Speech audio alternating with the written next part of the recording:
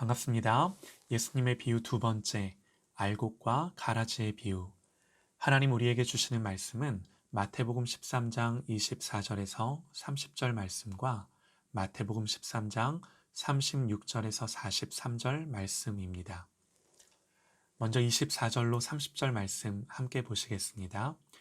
예수께서 그들 앞에 또 비유를 들어 이르시되 천국은 좋은 씨를 제 밭에 뿌린 사람과 같으니 사람들이 잘 때에 그 원수가 와서 곡식 가운데 가라지를 덧뿌리고 갔더니 싹이 나고 결실할 때에 가라지도 보이거늘 집 주인의 종들이 와서 말하되 주여 밭에 좋은 씨를 뿌리지 아니하였나이까 그런데 가라지가 어디서 생겼나이까 주인이 이르되 원수가 이렇게 하였구나 종들이 말하되 그러면 우리가 가서 이것을 뽑기를 원하시나이까 주인이 이르되 가만두라 가라지를 뽑다가 곡식까지 뽑을까 염려하노라. 둘 다 추수 때까지 함께 자라게 두라. 추수 때에 내가 추수꾼들에게 말하기를 가라지는 먼저 거두어 불사르게 단으로 묶고 곡식은 모아 내 곡간에 넣으리라 하리라. 36절로 43절 말씀 또 보십니다. 이에 예수께서 무리를 떠나사 집에 들어가시니 제자들이 나와 이르되 밭의 가라지 비유를 우리에게 설명하여 주소서. 대답하여 이르시되 좋은 씨를 뿌리는 이는 인자요 밭은 세상이요 좋은 씨는 천국의 아들들이요 가라지는 악한 자의 아들들이요 가라지를 뿌린 원수는 마귀요 추수 때는 세상 끝이요 추수꾼은 천사들이니 그런즉 가라지를 거두어 불에 사르는 것 같이 세상 끝에도 그러하리라.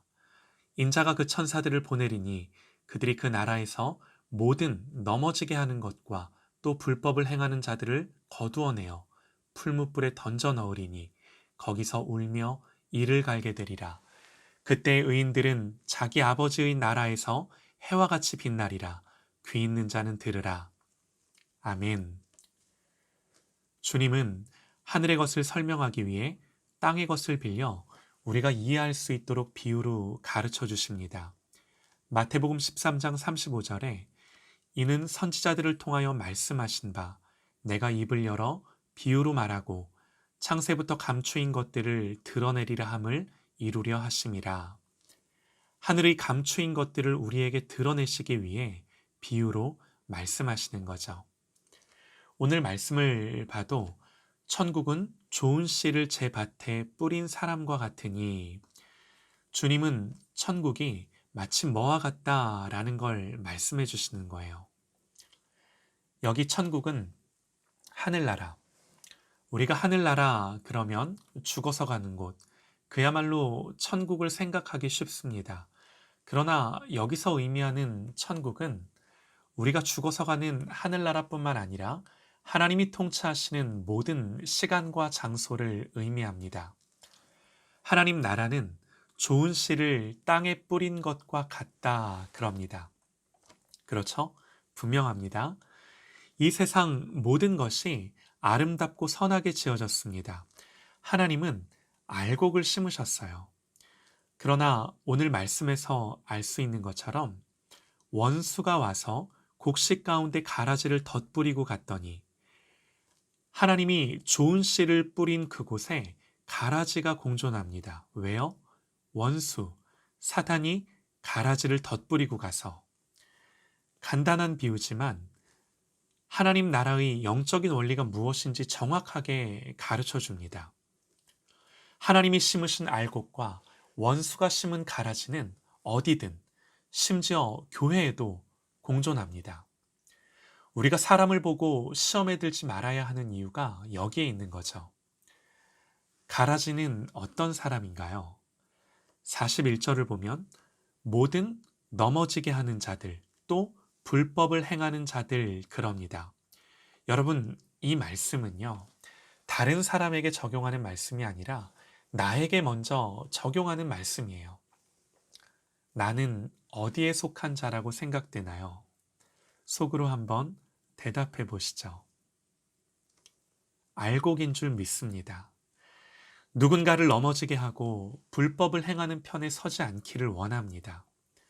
그러나 우리가 구원의 확신을 가지고 담대하면서도 동시에 두려워해야 되는 것이요. 예수님의 제자들 가운데도 가룟 유다가 있었어요. 우리는 구원의 확신이 있어야 하지만 성경은 분명히 말씀합니다. 그런즉 선줄로 생각하는 자는 넘어질까 조심하라. 애굽을 나온 이스라엘 백성들, 여호수아와 갈렙을 빼고는 모두 광야에서 죽습니다. 이것이 영적인 현실입니다. 생명으로 인도하는 문은 좁고 길이 협착하여 찾는 이가 적다. 예수님 말씀하셨어요. 이것이 영적인 사실인 거예요. 우리가 이걸 교훈 삼고 교만하지 않고 주님을 의지하고 믿음을 지키는 거죠. 여러분, 선줄로 생각하십니까? 넘어질까 조심하십시다.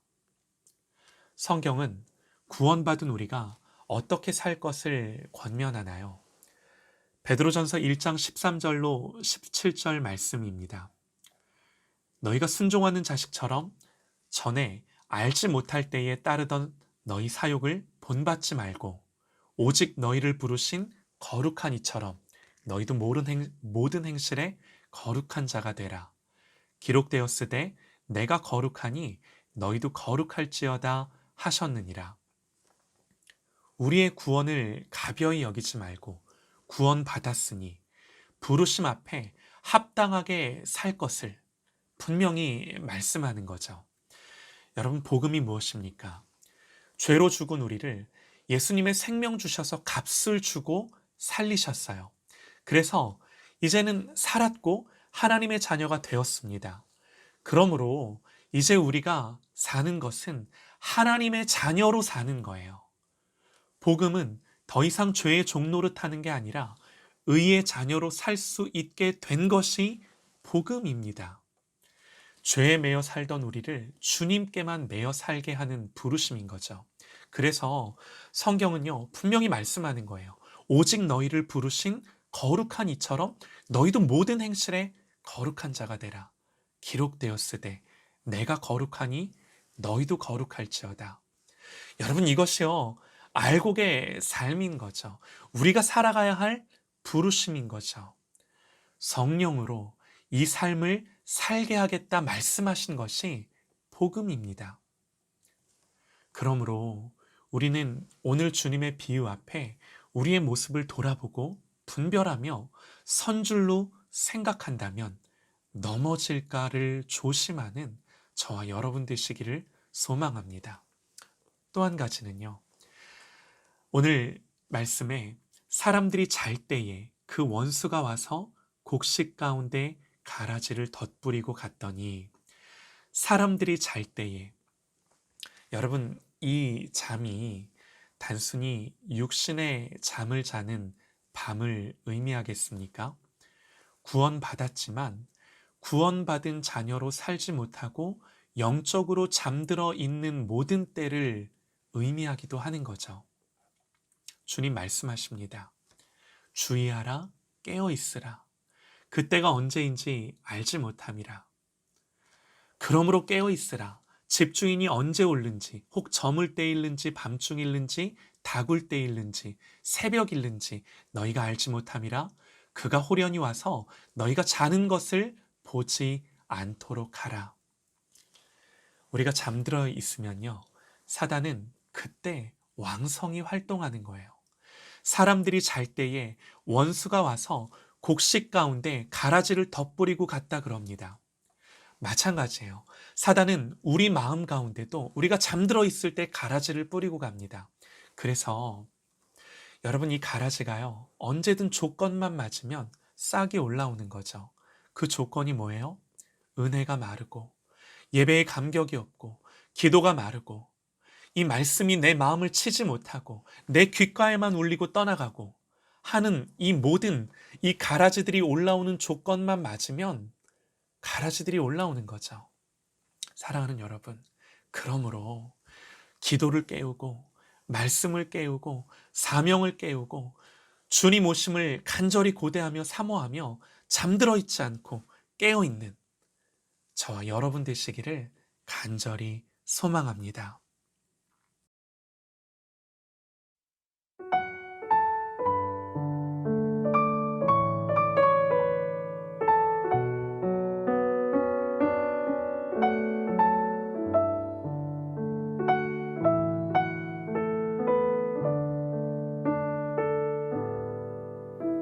나 무엇과도 주님을 바꾸지 않으리.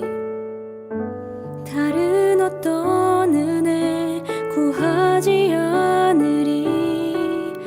오직 주님만이 내 삶의 도움이시니 주의 얼굴 보기 원합니다.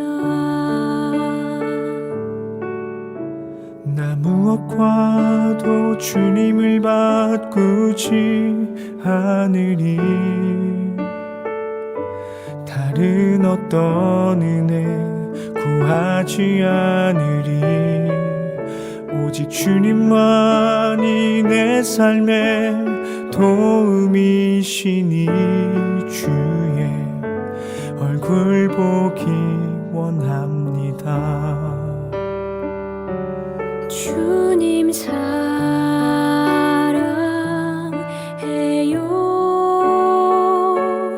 온 마음과 정성 다해 하나님의 신실한 친구 되기 원합니다.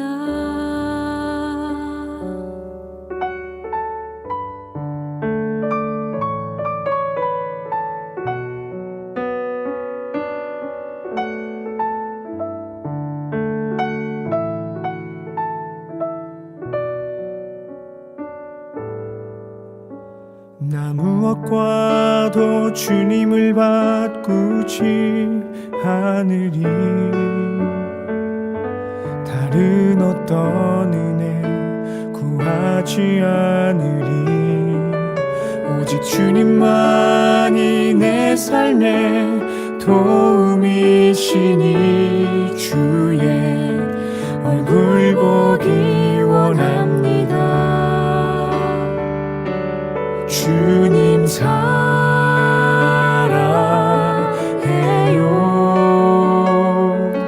온 마음과 정성 다해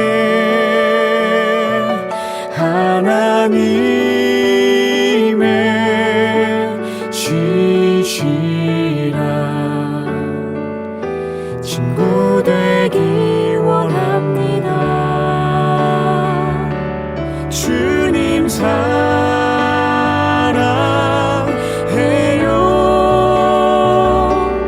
온 마음과 정성 다해 하나님의